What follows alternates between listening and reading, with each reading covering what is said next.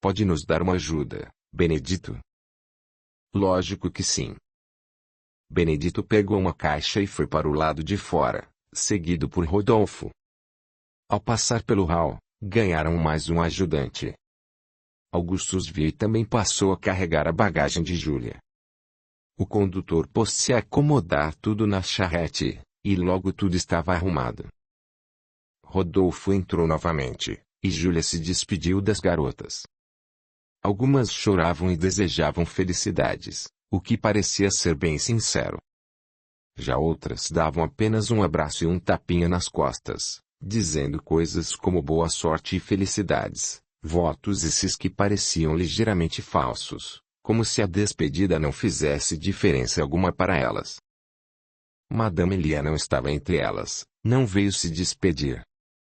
Então, todos se dirigiram à saída. Do lado de fora, o condutor já estava sentado em seu lugar aguardando o casal. Júlia se virou de frente para Benedito e falou: "Muito obrigada, meu amigo. Sempre foi um amigo verdadeiro. Não me esquecerei de vossa mercê e sempre virei visitá-lo. Espero sua visita na minha nova casa." "Sim, irei de verdade e ficarei esperando suas visitas." Os dois trocaram um abraço verdadeiro e tanto Júlia quanto Benedito choraram contidamente. Logo depois, Rodolfo ajudou Júlia a subir na charrete e, em seguida, também subiu. "Vamos, amigo. Para minha casa." O condutor seguiu em frente, e todos acenaram se despedindo do casal, que acenou em resposta. Júlia segurou a mão de Rodolfo e deitou a cabeça em seu ombro. A imagem escureceu e ficamos um tempo sem enxergar. Quando voltamos a ver, Rodolfo estava em pé, conversando com Júlia na sala de casa.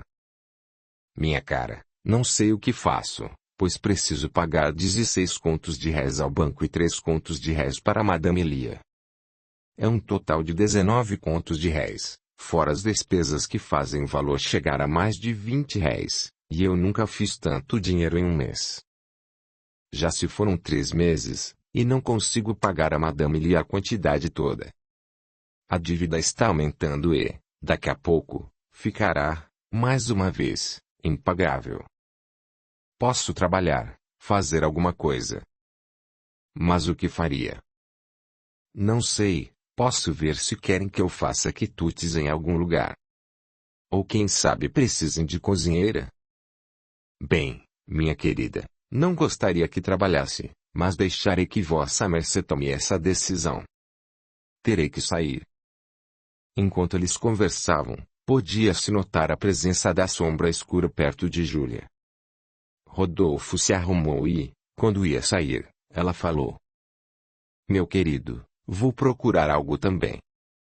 Mais tarde, nós nos encontramos." "Sim, tudo bem. Irei à casa de Madame para tentar, mais uma vez, o perdão da dívida." "Boa sorte, meu querido." Despediram-se e, ao saírem, Júlia foi para um lado e Rodolfo foi para o outro. Rodolfo foi andando com a cabeça baixa e, ao chegar à casa de Madame Elia, foi recepcionado por todos com grande alegria, que perguntavam como estava Júlia e como estavam as coisas. Ele respondia a todos com um sorriso no rosto, dizendo que estava tudo bem. Rodolfo foi logo ao escritório de Madame Elia. "Madame Elia, como está?" "Eu estou bem, Rodolfo, porém sua dívida não para de crescer. Daqui a pouco, Júlia terá que voltar a trabalhar aqui, pois vossa mercê não está conseguindo pagar a dívida." "Sim, eu sei, mas venho pedir que não cobre os juros. Estou podendo pagar apenas 1 conto de réis por mês. Deixe-me pagar mais 17 parcelas de 1 conto de réis, o que dará um total pago de 20 contos de réis. Depois desse prazo, pago mais 5 parcelas de 4 contos de réis, o que totalizará 40 contos de réis. Nesse valor, já estaríamos colocando 10 contos de réis de juros." "Meu caro Rodolfo, não concordo com isso. Eu tenho o direito de cobrar juros e não vejo por que não cobrar. Sei muito bem separar a amizade dos negócios. Deixe-me ver quanto o senhor está me devendo.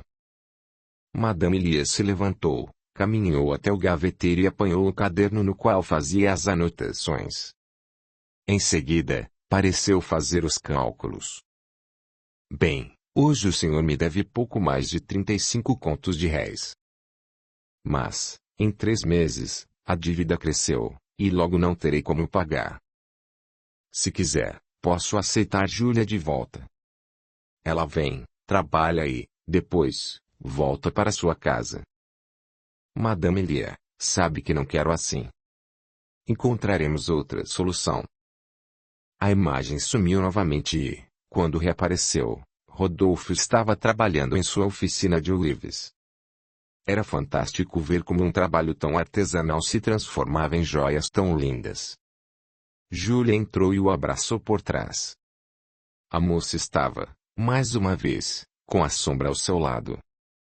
Meu amor, não encontrei nada hoje. Amanhã, tentarei outra vez.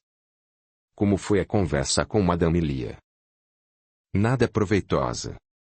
Ela disse que não mudará a forma do pagamento. Estamos devendo agora 35 contos de réis, e ela ainda teve o desprazer de sugerir que voltasse a trabalhar lá. Mas, se não tivermos outra opção, poderíamos aceitar a proposta dela até quitarmos a dívida. Não, essa opção não será considerada. Não a quero lá. Tudo bem. Mas saiba que eu estaria disposta a me sacrificar dessa maneira para que pudéssemos viver felizes depois de pagarmos a dívida. Mas não é feliz aqui? Sim, sou, apesar de nunca podermos fazer nada e de eu nunca poder vê-lo direito, pois trabalho o tempo todo. Sinto mais saudade da sua presença agora do que quando não morava aqui. E agora me sinto sozinha, pois lá na casa sempre tinha companhia. Então, quer dizer que sente a falta de outros homens? Não disse isso. Está me julgando. Falei da companhia das meninas, de Benedito e de todos. Essa conversa não está me agradando e me deixa muito chateado, disse Rodolfo, visivelmente abalado. Por que está com ciúme de eu sentir falta das pessoas que me acompanharam por anos? Sabe o que farei? Amanhã, passarei o dia na casa de Madame Elia. Por quê? Para me afrontar?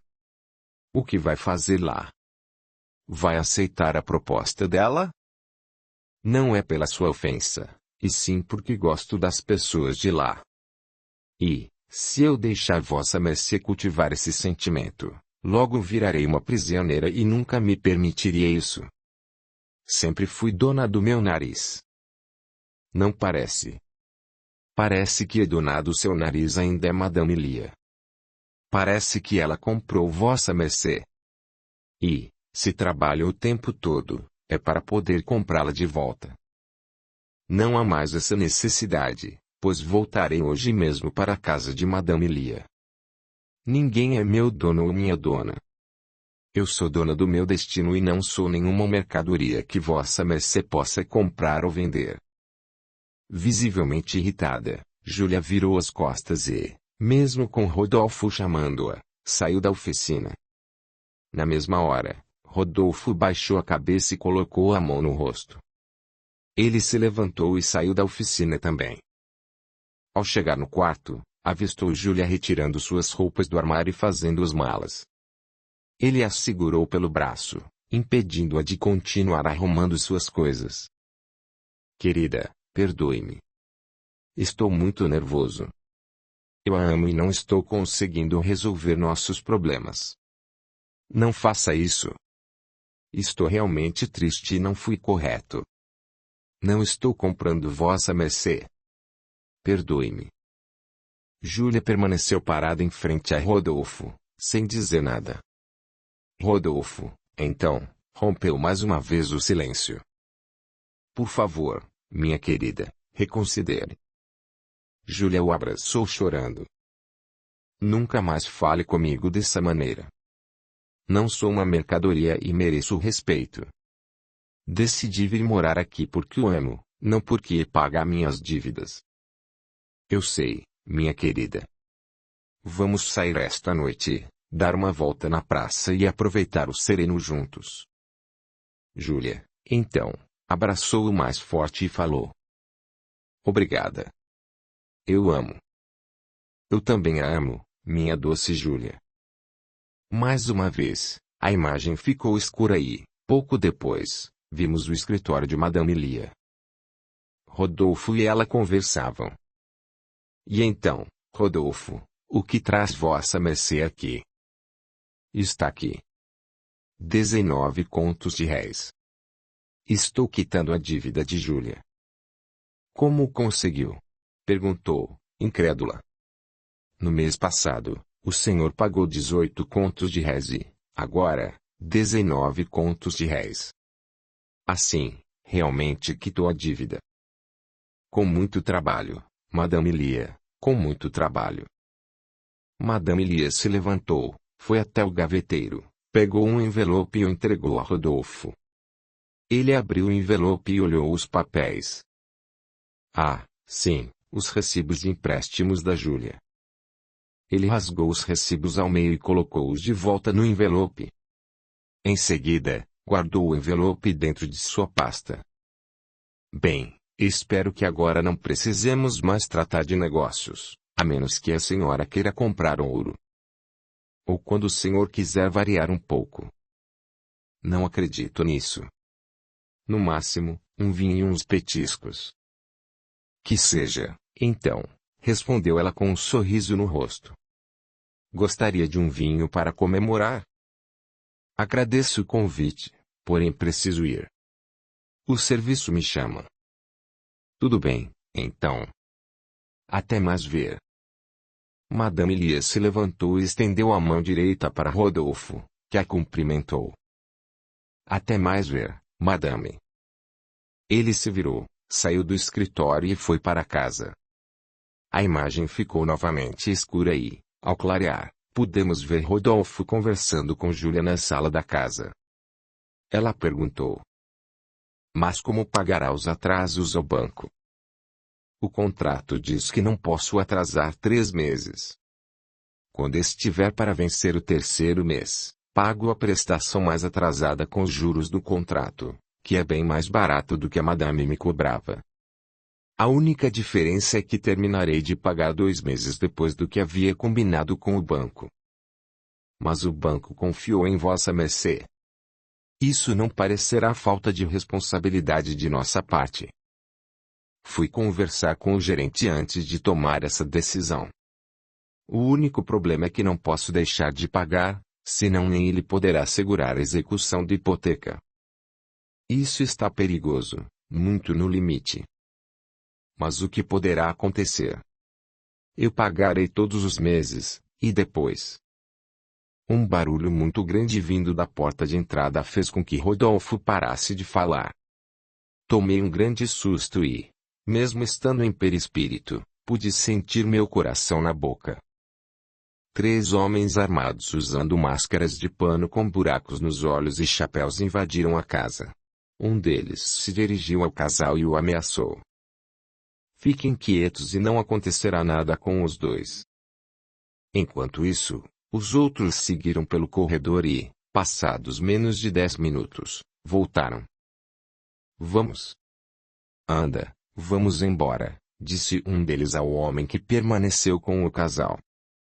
O homem, então, desferiu uma coronhada em cada um, começando por Rodolfo, que caiu no chão abalado, mas consciente. Em seguida, acertou Júlia, que caiu desmaiada na poltrona onde estava sentada. Os 3 homens foram embora, e Rodolfo tentou se levantar, porém sem sucesso. Então, caiu e pareceu desmaiar. Algum tempo depois, ele começou a recuperar a consciência e olhou para Júlia. Visivelmente preocupado, foi até ela e colocou a mão em seu peito, parecendo sentir um alívio. Ela estava respirando, porém ainda sem consciência. Júlia. Júlia. Acorde, meu amor.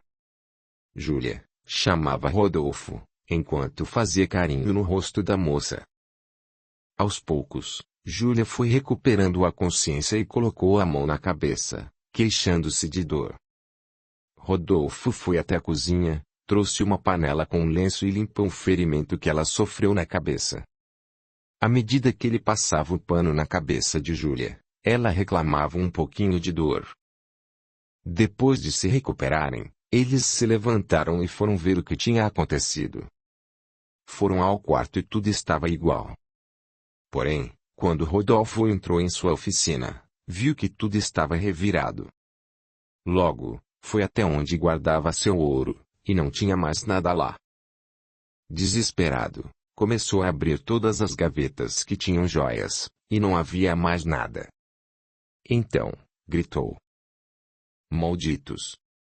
Desgraçados sejam por toda a eternidade. Júlia entrou na oficina e perguntou: O que aconteceu? Levaram tudo. Sem material, não tenho com o que trabalhar. Não posso mais trabalhar. Mas receberá uma boa quantia em dinheiro esta semana, não é mesmo? Sim, mas preciso pagar a hipoteca. Não posso comprar material e, mesmo assim, havia joias que ainda não tinham sido entregues e que não estão mais aqui. Eu irei ao departamento falar com a polícia agora mesmo. Então, Rodolfo saiu rapidamente, pedindo a Júlia que fechasse a porta com um móvel, empurrando para que ficasse atrás dela, uma vez que o fecho estava quebrado. Em seguida, seguiu pela rua rapidamente e, depois de algum tempo, parou em frente a um departamento de polícia e entrou para prestar queixa. No outro dia, vi Rodolfo falando com o gerente no banco. Senhor Francisco, aqui está os documentos registrados na polícia, dizendo que fui roubado. Não poderei pagar a hipoteca e preciso comprar matéria-prima para poder trabalhar. Assim, peço que adie essa parcela. Rodolfo, são regras do banco. Não poderei segurar a execução de hipoteca. Gostaria de poder segurar, mas não sou eu quem faz as regras. O senhor não paga a dívida há 2 meses. Este será o 3º mês, e não posso suspender a parcela. Mas perderei a casa. Sim, senhor Rodolfo. Hoje mesmo, enviarei um ofício à polícia. A hipoteca, em pouco tempo, será executada. Espero que me perdoe. Esse é o meu sustento, o meu trabalho. Não posso fazer nada além do meu alcance. Sim, senhor Francisco, irei para casa. Não quero que Júlia esteja sozinha quando a polícia chegar. Entendo, senhor Rodolfo. Espero que se recupere. Após apertarem as mãos, Rodolfo se levantou e saiu do banco, seguindo em direção à sua casa. Chegando lá, ele deu a notícia a Júlia, que perguntou: E para onde vamos? Não sei, Júlia, não sei. Pouco depois, ouviram-se batidas à porta. Rodolfo foi até lá e abriu. Era um policial. Senhor Rodolfo? Sim, sou eu. Senhor, peço que retire imediatamente suas coisas desta casa, pois a mesma não lhe pertence mais. Quanto tempo tenho para isso? Na verdade, senhor, o mais rápido possível. Mas não tenho lugar para levar as coisas, não posso sair imediatamente. Preciso de um tempo para que possa haver um lugar para ficarmos.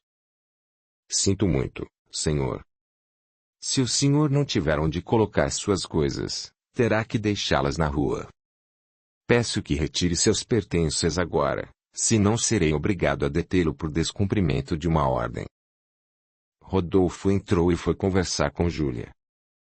Júlia, minha querida, a hipoteca está sendo executada, e perderemos esta casa.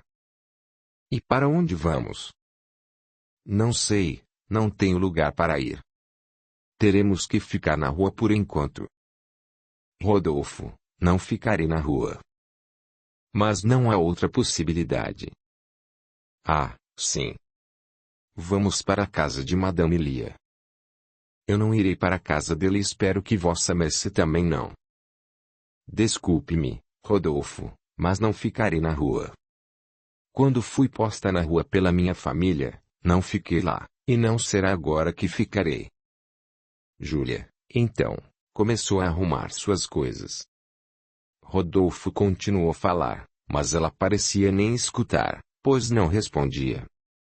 Era como se ele não estivesse ali. Ele se ajoelhou, apelou pelo amor dela e tentou de outras formas. Porém, quando ela terminou de arrumar suas coisas, virou-se para ele e disse: Se quiser me encontrar, estarei na casa de Madame Lia. Pode me procurar lá. Em seguida, colocou suas coisas no lado de fora da casa. Quando passou a primeira charrete pela frente da casa, Júlia pediu ao condutor que parasse. Meu senhor, quanto custa um frete daqui até a casa de Madame Lia? Posso fazer por R$ 100 para a senhora. Eu posso pagar de outras formas? Perguntou enquanto sorria para o condutor. Mas certamente que sim, respondeu ele enquanto descia rapidamente da charrete e carregava as coisas de Júlia para dentro. Rodolfo, com os olhos cheios de lágrimas, parecia não saber o que fazer. Ele não teve forças nem para falar com Júlia, que subiu a charrete e foi embora sem se despedir nem olhar para trás. Ele permaneceu estático, vendo Júlia ir embora. A cena desapareceu aos poucos e, quando reapareceu, pude ver Rodolfo novamente. Ele estava em um bosque, no interior de um casebre feito de madeira, que parecia ser dos antigos móveis dele. Dentro, tinha a cama, a mesa, as cadeiras, um fogão de barro e panelas. Rodolfo estava sujo, magro, e suas vestes estavam velhas e batidas. Ele tossia muito, e pude vê-lo cuspindo sangue no chão após uma das tossidas. Olhei para Bruno e perguntei: Tuberculose? Sim, André. Voltei a prestar atenção no que estava acontecendo. Vi Rodolfo se levantar e ir até o fogão. Ele estava fraco demais e andava muito devagar. Ao chegar ao fogão, retirou uma panela do fogo e, com muita dificuldade, levou até a mesa. Então, começou a tossir muito. Dessa vez, cuspiu uma quantidade muito grande de sangue. Ele voltou para a cama e se deitou, colocou a mão por baixo do travesseiro e retirou uma fotografia em preto e branco, que parecia retocada por desenho nanquim. Ainda assim, dava para ver bem a fotografia de Júlia. Ele deu um beijo na foto e suspirou. Foi fechando seus olhos e, aos poucos, morreu. Sua mão pendeu de lado, deixando a fotografia cair no chão. Ela caiu virada para cima, e pudemos ver a imagem de Júlia marcada pelo sangue de Rodolfo. Em seguida, tudo ficou escuro e, quando percebi, estávamos novamente no quarto de Daniel. Flávio, atrás dele, continuava com os olhos fechados e com as mãos postas sobre sua cabeça. Bruno, à minha frente, abriu os olhos e falou em minha mente: André, vamos sair do quarto enquanto Flávio termina o trabalho com Daniel. Sim, vamos, apesar de eu estar com uma vontade incrível de falar com Daniel. Mas tudo bem, vamos. André, você sabe que quem menos pode sair prejudicado aqui é nosso irmão Daniel. Devemos respeitar isso. Ele passa por uma prova muito complicada. Eu sei, Bruno, é só saudade mesmo. Então, segui para fora do quarto. Lá fora, a sempre simpática Dona Ermelinda esperava com a jarra de suco e 2 copos. O suco era vermelho dessa vez, e então falei: Hoje, teremos um suco diferente. Parece gostoso. É de morango, quis surpreendê-lo, disse sorrindo. Adoro a senhora, Dona Ermelinda. Em seguida, fui abraçá-la. Dona Ermelinda me devolveu o abraço de maneira bem gostosa e disse: Gosto muito de vocês também, ainda mais porque estão ajudando o meu Daniel. Isso será muito bom para ele. Bruno e eu tomamos o suco e, meu Deus, estava fantástico. Nunca provei um suco de morango tão maravilhoso em toda a minha vida. Dona Ermelinda, gosto muito dos seus sucos, são perfeitos. Acho que gosto mais deles do que das próprias regressões, disse brincando, enquanto ria. Dona Ermelinda respondeu minha risada com um sorriso bem verdadeiro e falou: é que coloco as melhores energias nele. Faço com carinho, por isso gosta tanto. Vamos, André, precisamos ir. Hoje, temos muito a conversar sobre a vida que acabamos de ver. Há detalhes não vistos que serão importantes para o entendimento dos fatos, disse Bruno. Sim, vamos. Em seguida, despedi-me de Dona Ermelinda. Espero vê-la logo. Sempre sinto saudade disso tudo. Também sinto falta de vocês. Espero encontrá-los o mais rápido possível também. Agradeço a acolhida, Dona Ermelinda. Até o próximo encontro, e fique na paz de nosso Pai e Senhor, disse Bruno. Fiquem na paz os senhores também. Saímos e fomos para a frente da casa. Bruno estendeu as mãos para mim e as segurei. Dona Ermelinda ainda nos observava. Voltamos e, como nunca me canso de falar, mais uma vez senti aquela sensação gostosa de sempre. Pouco depois, estávamos novamente na praça da colônia de Bruno. Sentamos em um banco, e Bruno falou. E então, André, o que achou dessa vida de Daniel? Achei triste, pois realmente acreditava que poderia ter dado certo, já que o espírito da Bá não estava presente. Estava tudo nas mãos de Daniel e de Bernadette, bastava que os dois fizessem dar certo. Você tem certeza de que o espírito da Bá não estava presente? Fiquei espantado com a pergunta de Bruno e parei para pensar em quem poderia ser a Bá naquela encarnação. Rapidamente, pensei na Madame Elia, que dificultou as coisas em relação à dívida de Júlia. Então, nessa hora, tive certeza de que Madame Elia era a Bá. A Bá era a Madame Elia, não é mesmo, Bruno? Não, André, a Bá não estava encarnada nessa vida de Daniel. Fiquei confuso com a informação. Não entendi. Você me perguntou se eu tinha certeza de que Bá não estava presente. Pensei que estivesse afirmando que ela participou dessa encarnação de Daniel. E afirmo. Ela estava presente influenciando nessa encarnação. Como espírito obsessor. Finalmente me dei conta do que Bruno estava tentando me mostrar.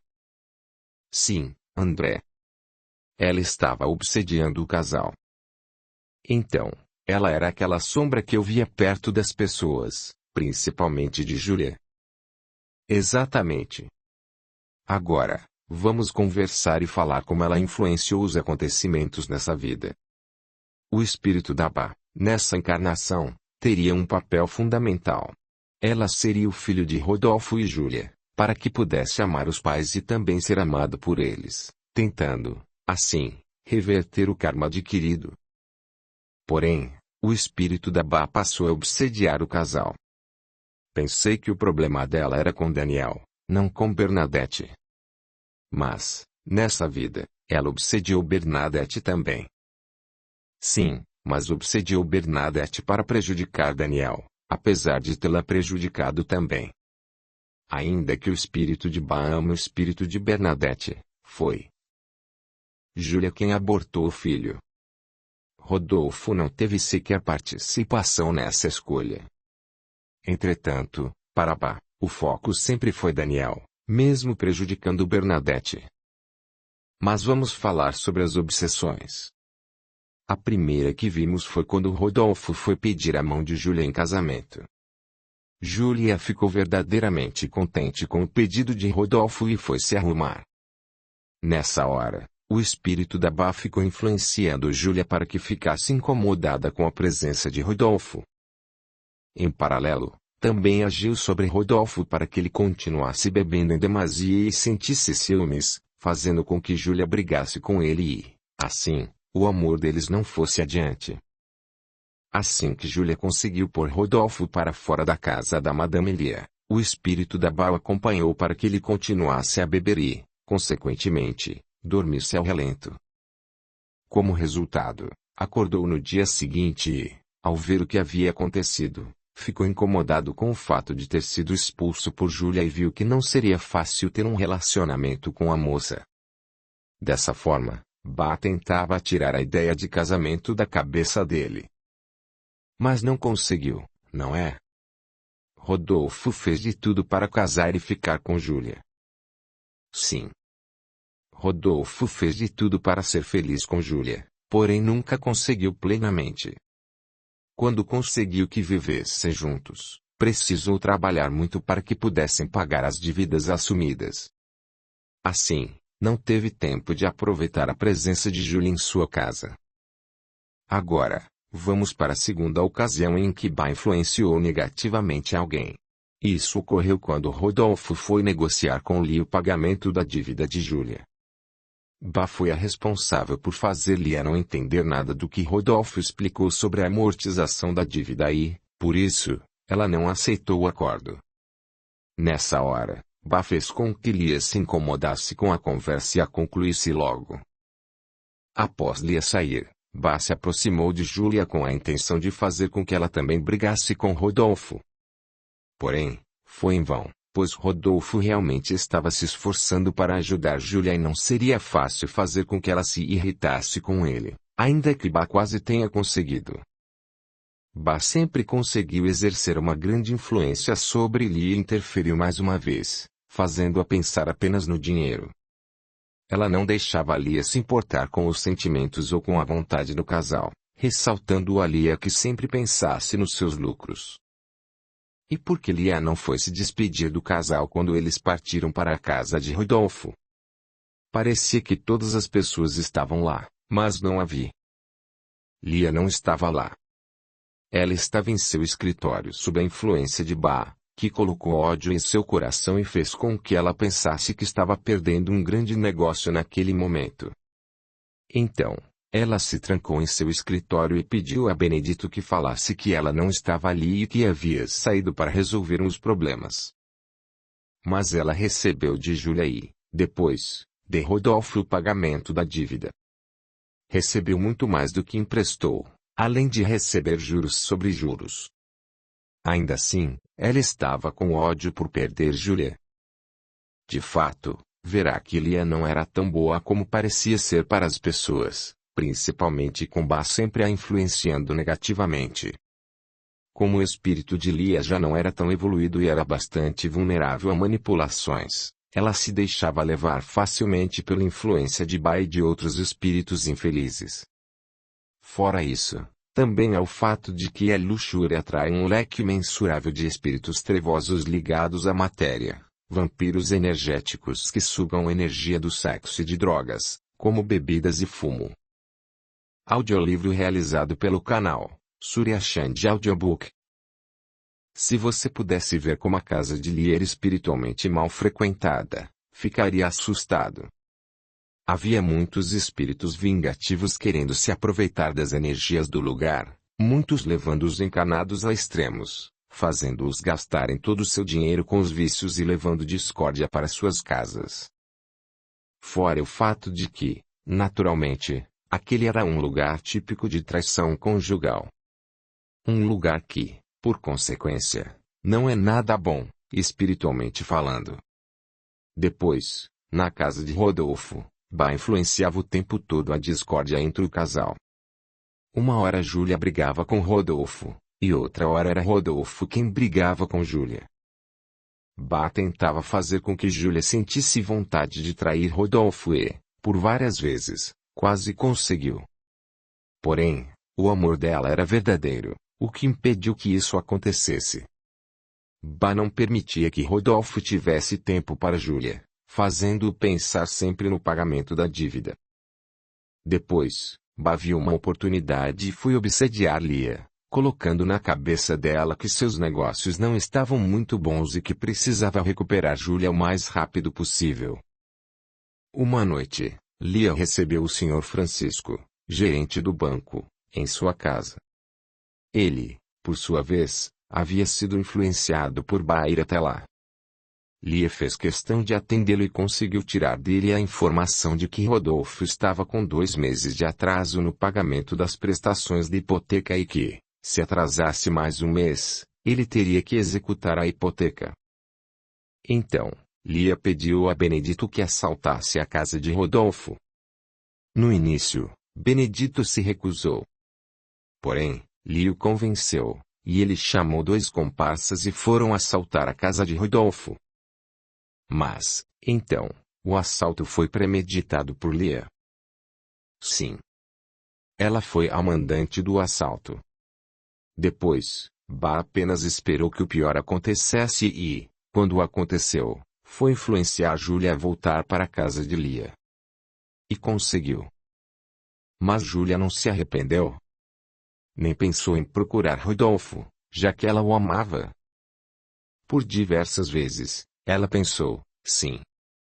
Porém, devido ao medo de ser rejeitada pelo que tinha feito e por influência negativa de Bá, isso nunca aconteceu. E depois do assalto à casa de Rodolfo, o que ele fez? Rodolfo pegou suas coisas e levou até os limites da cidade. Ele poderia tentar voltar para sua cidade natal, onde estava sua família, mas preferiu ficar próximo de Júlia, pois, no fundo, mesmo magoado com tudo o que ocorrera, ele esperava que um dia ela o procurasse. Foi até o bosque que ficava ao lado da cidade, construiu um casebre de madeira e passou a viver ali. Não saía e não falava com muitas pessoas. Só procurava os outros quando não tinha mais como resolver algo sozinho. Por conta de uma má alimentação, ficou fraco e veio a adquirir tuberculose, o que o afastou ainda mais das pessoas. E então morreu, vítima de seu isolamento e de sua tristeza. No fundo, ele deixou a morte acontecer e foi considerado um suicida inconsciente. Quando desencarnou, sofreu as consequências de um suicida. Sendo assim, Daniel demorou a reencarnar depois dessa vida. Não foi tão rápido quanto nas outras vidas. Dessa vez, eles demoraram um pouco, até porque Júlia desencarnou bem depois de Rodolfo. Agora, gostaria de falar um pouco sobre o aborto. Certo. Esse aborto da Júlia teve influência direta na vida dos dois, não é mesmo? Sim, teve. Era para eles serem uma família, para que se amassem e se perdoassem, e seguissem com suas evoluções. Além disso, o direito de viver é uma conquista do espírito, que consegue uma dádiva com a reencarnação. Dessa forma, acabar com a vida, em qualquer momento, é severa transgressão espiritual, mesmo durante a gestação, da mesma forma como é crime matar alguém que já nasceu. O aborto é crime espiritual em qualquer momento da gravidez. Existe o crime espiritual toda vez que transgredimos a lei de Deus. Qualquer pessoa está cometendo crime espiritual quando interrompe a vida de um semelhante, mesmo antes do nascimento. Esse ato impede que o espírito que reencarnaria tenha a oportunidade de passar por uma nova vida para se reabilitar dos erros vividos no passado. Isso impossibilita seu desenvolvimento espiritual, sua evolução. Mas e se essa gestação for decorrente de um ato indesejado, como do estupro? Mesmo nesse caso, o espírito que reencarnaria não cometeu crime algum. Porque devemos pôr a culpa na criança que viria a nascer. Sim, é inegável que o ato é um crime terrível. Entretanto, a criança não teve qualquer culpa do ato e, se ela foi gerada, é porque seria compromisso dessa mãe aceitar esse filho em sua vida. Mesmo a gestação sendo decorrente de um ato de violência, o aborto é considerado crime, ainda que a lei humana o permita. Pois é. A pessoa faz o aborto achando que está certa, pois está amparada por leis nas quais confiou a vida toda. Isso não amenizaria esse crime espiritual? Deixe-me fazer-lhe a pergunta de outro jeito, dando outro exemplo, e você mesmo responderá sua dúvida. Por piores que tenham sido as atitudes de uma pessoa, é correto matar um indivíduo porque o país permite a pena de morte? Não, não é certo. Então, Por que seria certo ceifar a vida de um ser ou não permitir o nascimento de uma criança que nenhuma culpa teve no modo em que foi concebida?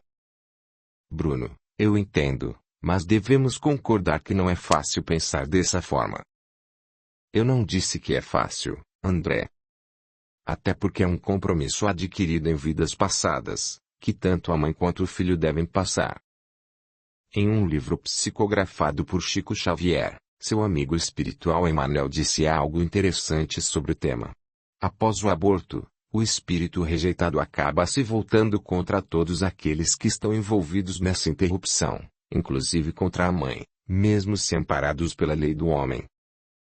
Também podem aparecer enfermidades nas áreas reprodutoras dessa mãe e até nas do pai que for conivente com o aborto.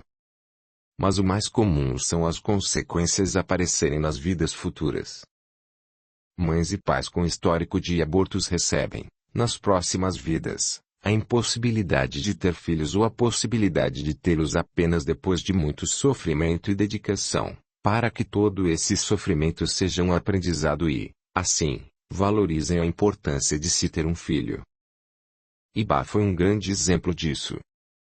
Ela se vingou daquela que seria sua mãe e não a deixou ser feliz, mesmo ela sendo a Bernadette. Sim, mas aí houve um agravante, o pai seria Daniel, por quem ela tinha ódio e quem ela não queria que fosse feliz, ainda que ele fizesse Bernadette feliz. Dessa forma, eles adiaram o reajuste para outras vidas e ainda adquiriram outros compromissos pelos novos erros. Agora, vamos pensar no perdão. Se Bá houvesse perdoado Júlia pelo aborto e houvesse perdoado o espírito de Rodolfo pelos erros das outras vidas, o que aconteceria? A vida deles teria sido boa. Eles teriam se perdoado e, quem sabe, teriam outros filhos, e um deles poderia ser o espírito da Bá. Exatamente. Se ela não tivesse prejudicado a vida do casal, eles teriam corrigido todos os erros e vivido uma vida juntos. Por conta do amor que sentira por Bernadette, depois por Branca e também por Júlia, amor esse que transcende o corpo, a barreira do tempo e da vida, Rodolfo perdoou Júlia pelo abortamento. Por isso, tiveram a chance de resgatar alguns erros do passado. Nessa encarnação, Bá influenciou negativamente a todos que se deixavam levar, pois, se realmente quisessem resistir à sua influência, ela não teria conseguido interferir na vida deles. Os espíritos trevosos não têm força maior que a dos espíritos encarnados, uma vez que a força vital é muito forte. Porém, sucumbir é muito mais fácil do que lutar, normalmente porque os encarnados nem percebem que estão sendo atacados pelos espíritos trevosos, que, por sua vez, sabem exatamente como e quando atacá-los. Compreendo. Bem, agora temos que nos despedir. Você precisa descansar para poder continuar sua vida. Em outra oportunidade, estaremos juntos mais uma vez. Já estou ansioso para reencontrá-lo, apesar de ser muito difícil ver todo esse sofrimento. É muito duro saber que isso tudo realmente aconteceu e que não se pode fazer nada. Entretanto, gosto da oportunidade de estar participando desse projeto. É sempre bom estar com vocês. Demos um forte abraço, e não me lembro de mais nada. No dia seguinte, acordei e me lembrei de tudo o que aconteceu. Agora, era esperar a nova vida de Daniel, discutindo novas hipóteses com Fernanda, como sempre.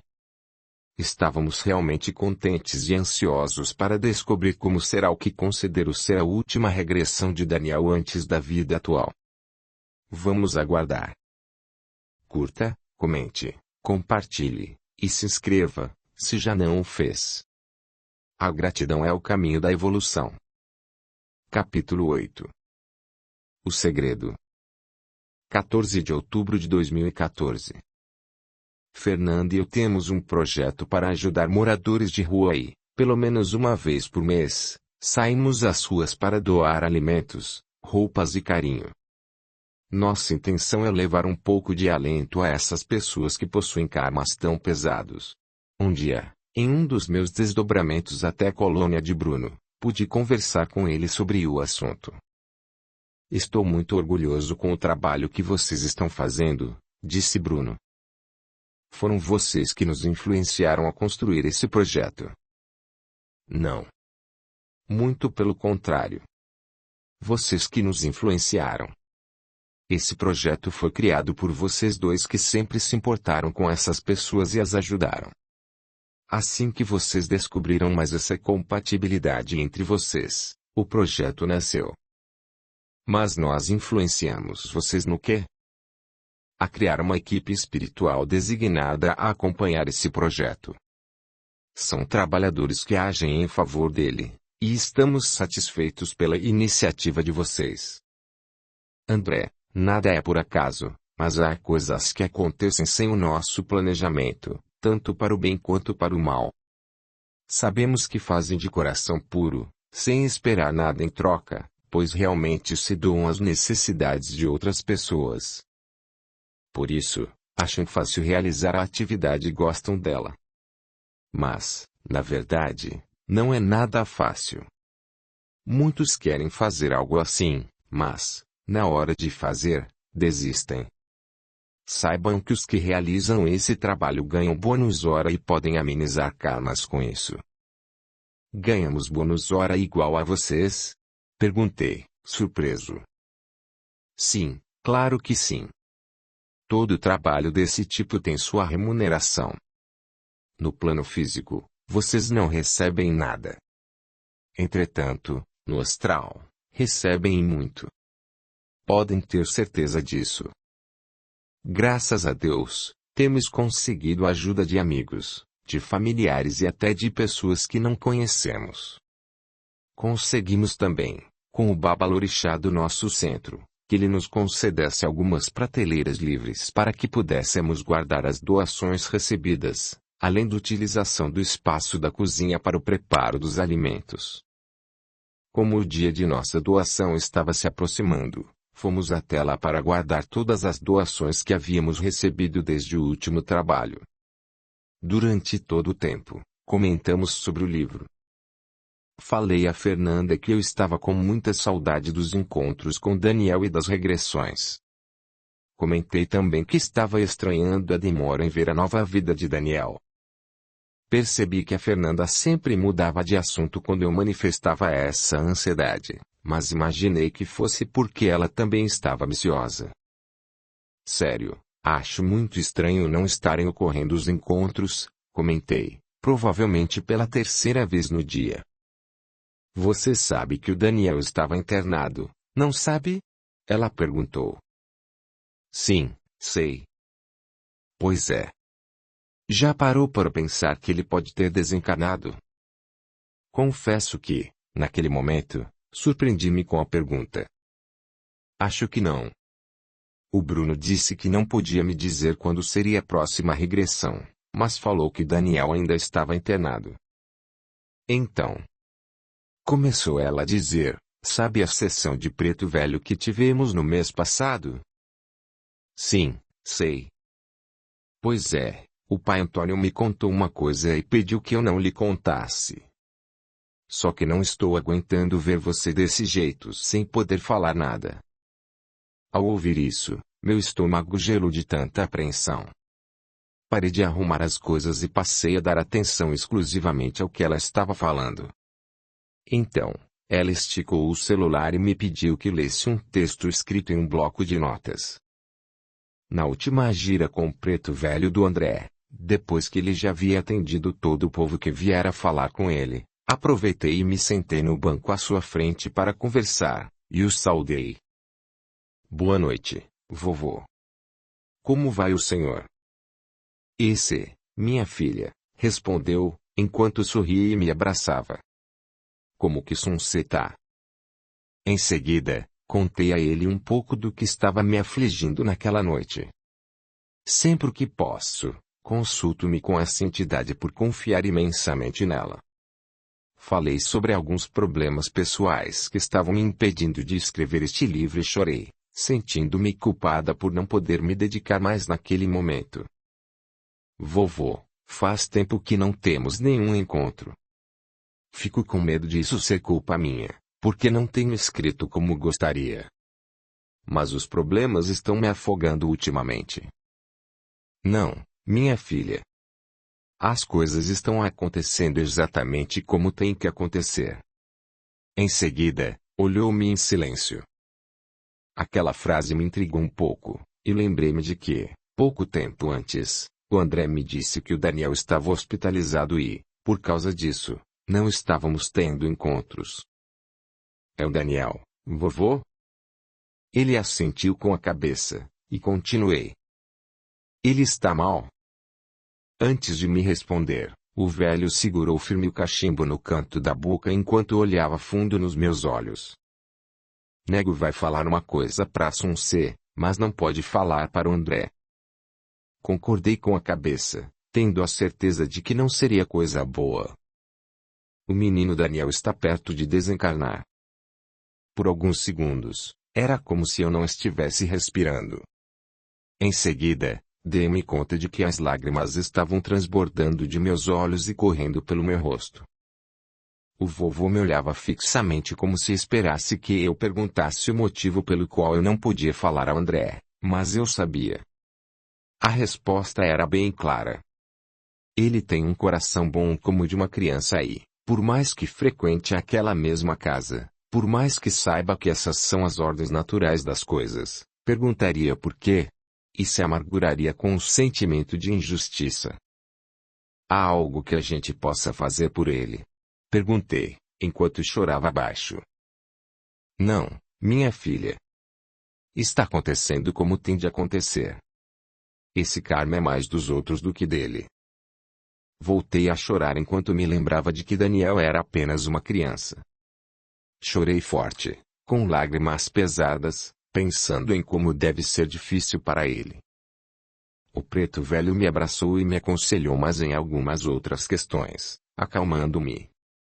Em seguida, também encerrou seus trabalhos e se despediu. Quando André voltou a si, não se lembrava de nada. Enquanto lia, senti uma vontade imensa de chorar e de sair correndo para ver o Daniel, mesmo sem saber exatamente onde ele mora ou qual é o seu nome verdadeiro. Sem conseguir segurar as lágrimas que escorriam dos meus olhos, falei. Acho que já sabia disso, mas esperava que não acontecesse. Estou bastante triste, mas, se tiver que ser assim, tudo bem. Desculpe. Acho que fiz besteira. Ele pediu que eu não contasse. Disse Fernanda, sentindo-se visivelmente culpada. Se não tivesse sido permitido, algo aconteceria para que você não me dissesse. Pode estar certa de que foi permitido. Não fique assim. Vai ser melhor para ele, você sabe, ela falou, tentando me consolar. Mas não estou assim só por ele. É pela família dele também. Fico pensando nos meus filhos. Na verdade, não quero nem pensar. Sei que será melhor para o Daniel, mas me sinto triste. É triste, mas ele está superando os erros passados com novos aprendizados. Antes de nascer como Daniel, com certeza aceitou esse karma, e agora está prestes a descansar, o que significa que os sofrimentos dele estão acabando. Por um lado, isso é bom, não é? Sim, você tem razão. É bom por esse lado. Só estou triste, mas acho que é normal, não é? Sim, também fiquei assim quando soube. Muito obrigado por me contar, menina. Muito obrigado. Capítulo 9. O sacrifício. 3 de novembro de 2014. Cheguei à minha casa por volta de 22h30. Por mensagem de celular, falei com a Fernanda, e tivemos um desentendimento, daquelas coisas bem bobas, mas que irritam profundamente os dois. Deitei e demorei a dormir pensando nisso, pois fiquei profundamente triste. Era como se algo muito grave tivesse acontecido entre nós, o que não era o caso, mas dei uma importância enorme ao fato. Depois de bastante tempo rolando na cama, adormeci, desdobrei-me e fui para a colônia do nosso amigo e guia espiritual. Eu estava na praça e via as pessoas andando de um lado para o outro. Então, escutei uma voz conhecida que vinha de trás. Olá, querido amigo. Como tem passado? Perguntou Bruno. Virei e o vi com o seu tradicional e leve sorriso. Feliz por revê-lo, logo fui abraçá-lo e falei. Olá. Que bom estar aqui. Eu estava precisando ver você hoje. Por que não veio com a Fernanda? Não sei. Eu realmente não sabia que era para chamá-la. Na verdade, nem senti o desdobramento. Só tomei consciência dele quando já me vi aqui na colônia. Então, chame-a, por favor. Não sei se ela responderá ao meu chamado. Eu a chamei umas 2 vezes, há alguns dias, e ela não apareceu. Não sei o que aconteceu. E hoje tivemos um pequeno desentendimento. Acho que ela não me responderá novamente. Chame-a, insistiu Bruno com seu sorriso. Então, fechei meus olhos e mentalizei Fernanda, que não me respondia. Chamei novamente e continuei sem obter resposta. Abri os olhos e olhei decepcionado para o Bruno. Ele sorriu e fechou os olhos, então fiz o mesmo. Quando abri novamente os olhos, Fernanda estava na minha frente, de costas para mim. Ela foi logo abraçar Bruno e pude perceber seu sorriso, aquele sorriso de criança quando ganha um presente. É sempre bom estar com ela, mas encontrá-la em desdobramento é ainda mais legal, pois ela fica extremamente feliz com isso. Olá. Obrigada por me chamar, disse Fernanda, depois de abraçar Bruno. Eu falei que você estaria presente na última vida de Daniel que vivenciaríamos, não é mesmo? Disse Bruno. Então, ao ouvir isso, Fernanda certamente se deu conta de que eu estaria por perto. Ela olhou para um lado e para outro e, por fim, viu-me. Seu ar se tornou mais sério e o clima ficou um pouco tenso. Percebendo a mudança, Bruno falou. Irmãos, não fiquem assim, não é culpa de vocês. Hoje, teremos mais uma experiência de regressão do Daniel e, por razões que ainda não posso divulgar, precisava ser hoje. Direi apenas que será melhor para Daniel se for hoje. Se vocês notarem, os desdobramentos, para vermos as regressões, acontecem normalmente após as sessões do centro que frequentam, para que, assim, estejam preparados. Desta vez, não pôde ser dessa forma e precisou ser antes. Por isso, vocês estão mais desprotegidos e sofreram ataques. Quando isso ocorre, normalmente se desentendem por mínimos detalhes, e não vale a pena. Vocês são tão ligados e é tão bonito o que vocês têm em comum. Não devem deixar isso acontecer. Olhei para a Fernanda e ela não estava mais tão séria. Perdoe-me. Perguntei. Você não tem que pedir perdão, respondeu ela. Tenho, sim. Eu poderia não ter dado continuidade à discussão, desculpe. Eu também não queria deixá-lo triste, seu chato, disse, visivelmente implicando comigo. Então, abracei-a. Foi muito bom resolver as coisas. Pena que, normalmente, ela não se lembra dos desdobramentos quando acorda. Porém, se fizemos as pazes na colônia, certamente, mais cedo ou mais tarde, faremos quando estivermos acordados. E falei a ela. Que bom, estava ansioso pela próxima regressão de uma das vidas de Daniel. E que bom que você vai participar. Foi exatamente o que Bruno tinha prometido em outro encontro. Em um desdobramento entre a última regressão e este encontro, Bruno me deu o nome que o livro deveria ter e alguns outros detalhes. Nesse dia, ele também disse que Fernanda participaria da última regressão para que ela fosse melhor instruída por ele no momento de reescrevê-la. E, agora, tínhamos acabado de descobrir que iríamos vivenciar outra vida de Daniel no plano físico, e fiquei extremamente contente por isso. Olhei para Fernanda e vi uma felicidade contagiante em seu sorriso, que estava quase tocando as orelhas. Que bom! Estou bem feliz por isso. Será que lembrarei amanhã? Fernanda perguntou a Bruno. Fernanda, é provável que não se lembre, mas as vivências estarão no seu subconsciente e, na hora de reescrever os textos, esta vivência será fundamental. Você escreverá com muito mais confiança. Você verá na prática o que falo. Por que sou assim? Ela perguntou em um tom de decepção. Porque uma pessoa é diferente da outra. Sua mediunidade é diferente da mediunidade do André. Por isso, vocês se completam neste trabalho e o fazem com excelência. Um depende do outro. Sem a lembrança, não há texto, então André cumpre bem o trabalho dele. E, sem o aperfeiçoamento do texto e de minhas considerações, que consigo passar por intuição a você mais facilmente do que a ele, não haveria o livro. Portanto, é de extrema importância o trabalho dos dois. Por isso, devem ser considerados coautores deste trabalho. Mas eu gostaria de lembrar. Certamente, o André gostaria de sentir e de intuir muito mais também. Você, Fernanda, consegue sentir quando uma pessoa está triste e quando há um problema. Muitas vezes, e sem querer, você atrai energias negativas para si mesma, já que gostaria, mesmo de forma inconsciente, de tirar essas energias da outra pessoa.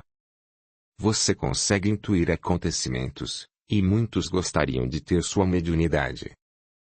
Todos gostariam de ter o que não têm.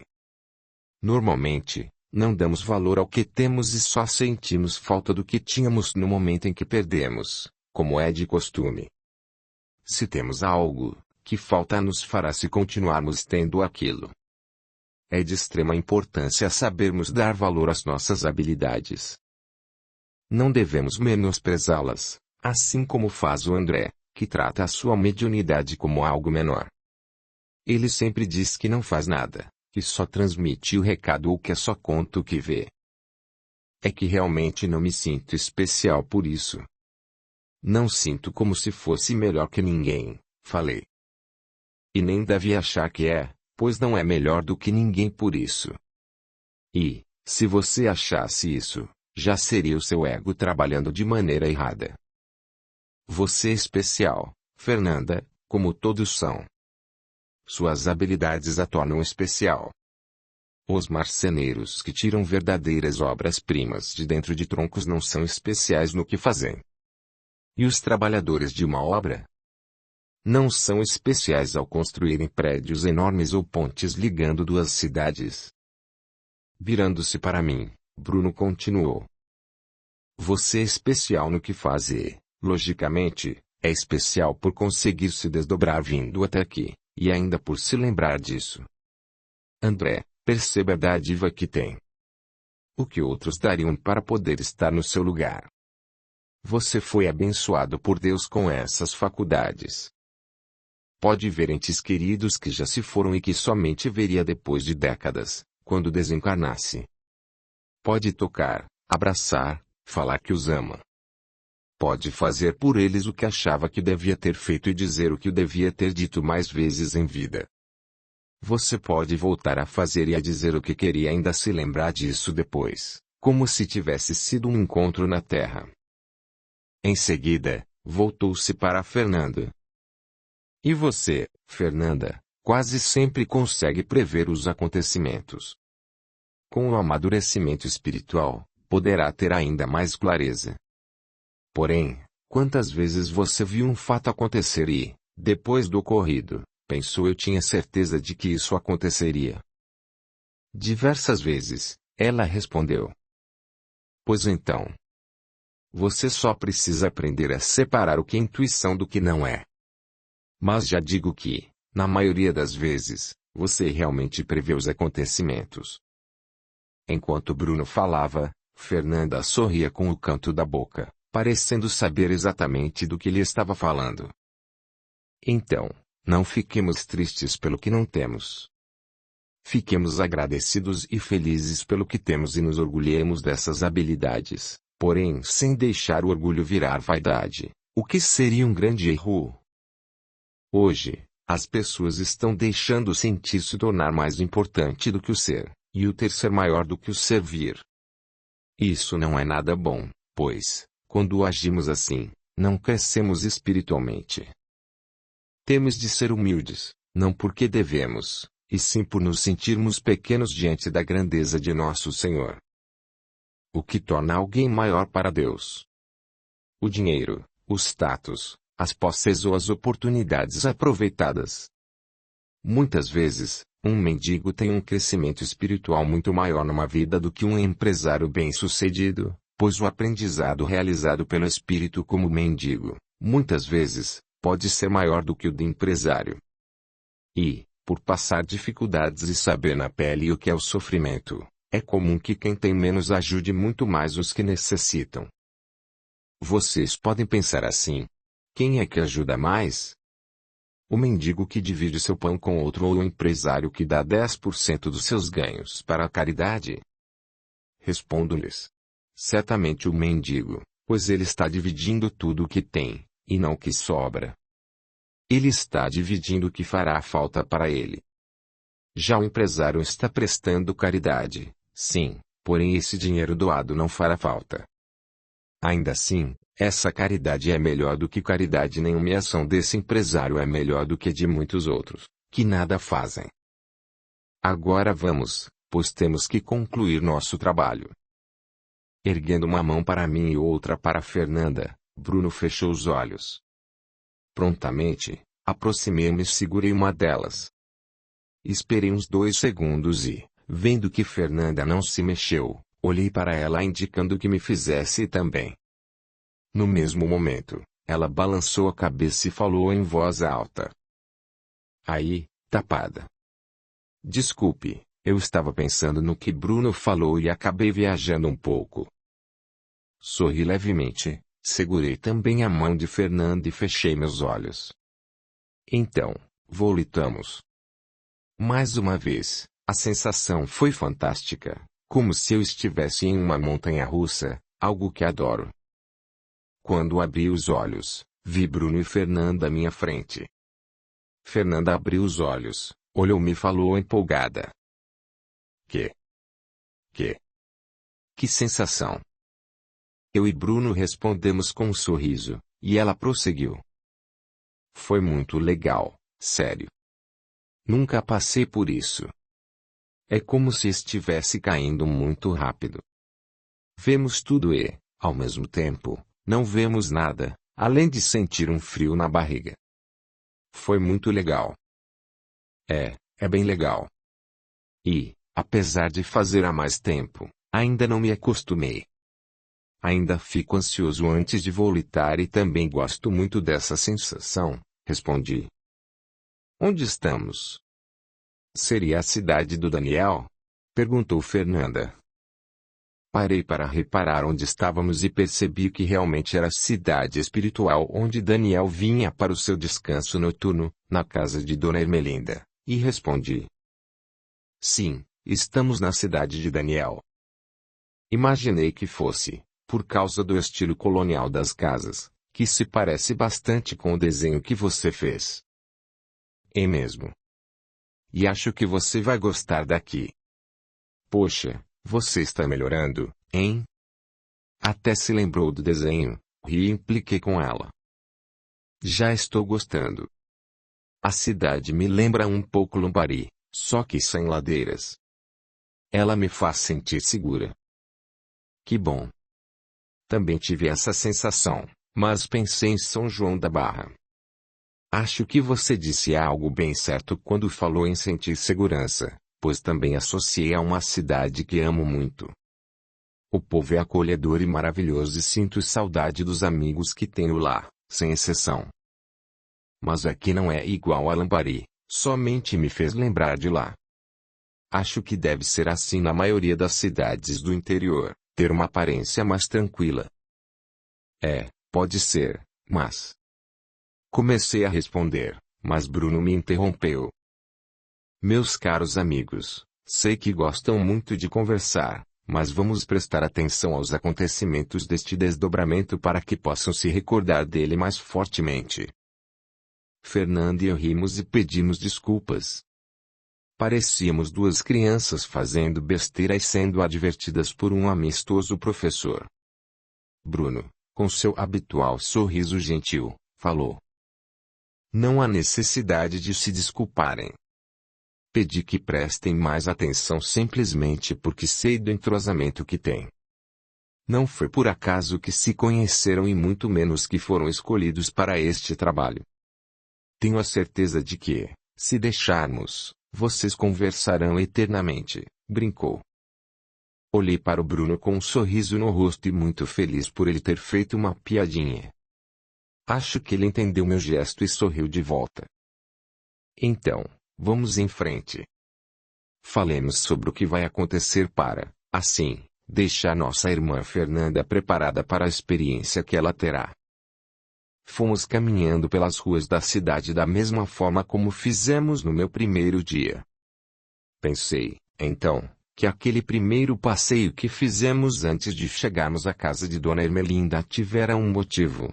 Não sei se fora me acalmar ou me preparar, mas sei que estávamos fazendo algo semelhante naquele momento com Fernanda.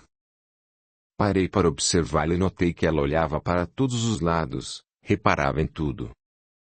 Fiquei tentando me lembrar de como agi quando estive ali pela primeira vez e percebi que Fernanda estava agindo de forma muito similar à que eu havia adotado. Voltei a prestar atenção no que Bruno falava e escutei meu nome. Então, quando André veio, conseguiu conversar com Daniel. Hoje, não conseguirá, pois ele já se encontra preparado para a regressão, disse Bruno. Poxa, tenho que confessar que gostaria de conhecê-lo. Eu sei, minha amiga. Porém, lembremos que o importante é o bem-estar do nosso irmão Daniel.